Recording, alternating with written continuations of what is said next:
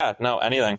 Now, so Kyle, before Spencer mentioned the movies and that he watched a lot of movies to get his degree, he joked. Yes. You had a movie question for him.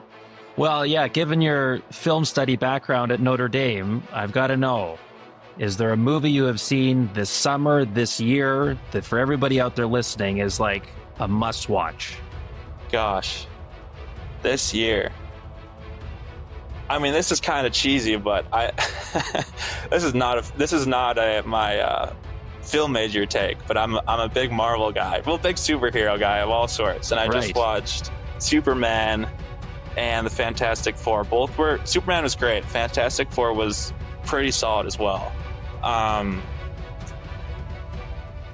Let's see.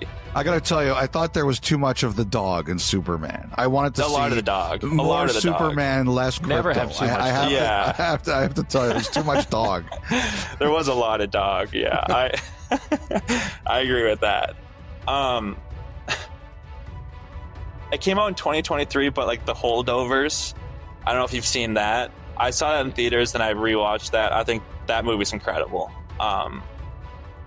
I love that movie. That movie's great. And then Licorice Pizza, similar to The Holdovers, I think they give kind of a similar vibe that was incredible too. So those are two movies I'd definitely recommend. Two recent movies that are definitely worth a watch. What's your list of favorite all-time movies? Like, what's your? Oh, well, so if this is like my film major take, I watched an international, like a Korean film in school called In the Mood for Love, and that is. For movies, I love soundtracks, like scores, the music in the film. And In the Mood for Love, a 2000 Korean film, has like one of the best main themes ever. So I remember sitting and watching that in film class, just in a theater. And as soon as the music came on, I was like looking around, like anyone else seeing this? And they're on their phones or whatever, but I loved it. And then Good Will Hunting is probably one of my favorites as well. I could watch that a million times. Yep. That's a great one. Very good. Yeah. Great choice. Yeah. How about you guys? What do you guys like?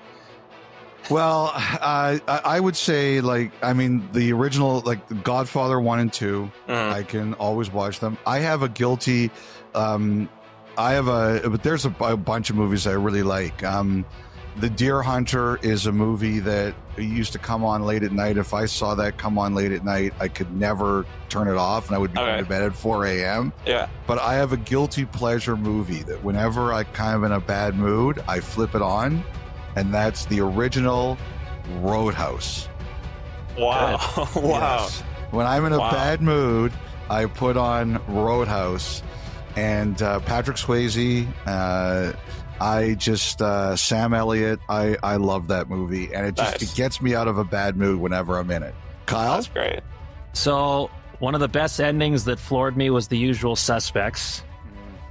Great movie. And I saw The Dark Knight for the first time in an IMAX theater, and that's one of those, you'll never forget where you were when you saw that one for the first time.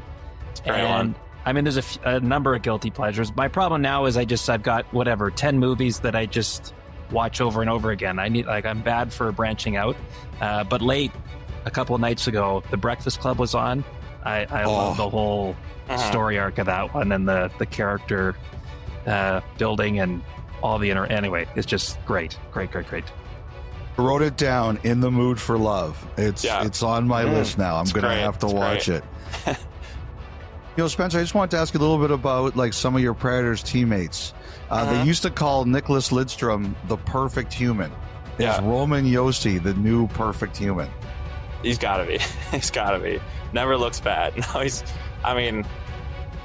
don't have any experience with Lidstrom, but I can't say anything negative about Josi at all. So I can't imagine there's another person out there like Roman.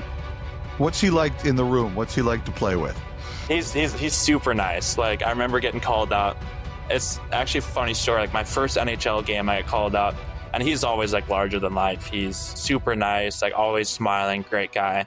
But I played my first game, and then I remember getting home after the season, and I look at my mailbox, and it's just a shirt with Roman Josi's face on it. It's just in my mailbox, and I'm like, I don't think he sent this to me. That wouldn't make any sense. Like, does he send a Roman Josi shirt to everyone who plays their first game? So I was a little confused. I didn't reach out. I didn't tell him that. I wasn't sure what was going on there. Maybe a fan did that, but I happily have a shirt with Roman Josi's face on it, just smiling. So You don't know who sent it? Still? I don't know. Well, I don't know who sent it. I thought, well, hopefully we can't can be solve him. the mystery. Him. I want to be living in a world where Roman Josi sends shirts of his face to guys who play their first NHL games. I was like, I hope not, but at the same time, that would be pretty funny. Yes, Should that would be frame it. great. Like if he takes the photo on that day, so it's like, this is what I look like the day you made your NHL debut. That'd be awesome. That'd be great. So who are your closest friends in the Predators organization? Gosh, Adam Wilsby. He was my D partner for a while in Milwaukee, and then he was up in Nashville for all last year. Mm-hmm. Jake Livingstone, in Milwaukee as well. I mean, I'm really close with guys in Milwaukee. Guys in Nashville for sure, like Luke Evangelista. I love. Everyone loves him. He's funny. He's great. But I'm like Jankowski, who was just traded away. I was close with him. But no, I think like Kevin Gravel in Milwaukee, a lot of the Milwaukee guys I've definitely bonded with a little bit more. What do you remember from your first NHL goal? Gosh, yeah, it was pretty exciting. I've never really been one to sally after a goal. I think it's always like, I watched them. Yeah. You smile, but you don't like. You don't celebrate. Yeah. No, it's always like I'm in shock, kind of black out. Like, what just happened? So yeah, my first AHL goal and NHL goal were from Luke Evangelista, and it was just a rush. Like, it was a 3-on-2 rush our way, and they made like an errant pass, went around the boards, and I just skated up as the fourth player, the first D-man in the rush, and Vange found me, and I just just shot it, went in.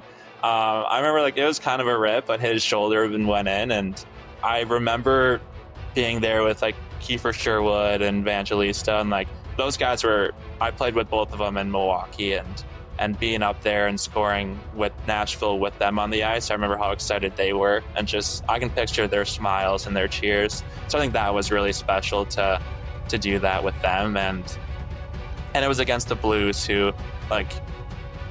My first game was against the Blues.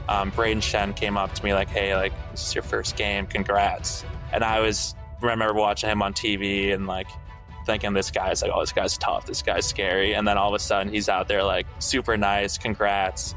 And then I score against the Blues, and after the game he's like, was that your first goal? Congratulations. So I think he was my favorite player for quite a long while after he said that. Like, this guy's great. But yeah, it was a really special moment. It was something that in the moment, and like when I wasn't in a great place, it was like, but now looking back, like I had my first goal puck, like plaque for the AHL and NHL just buried in my car, like didn't want to look at it. And now it's just in my room. So we're making some progress there. Nice. Good. Yeah. Nice. That's great. Now, did you get to know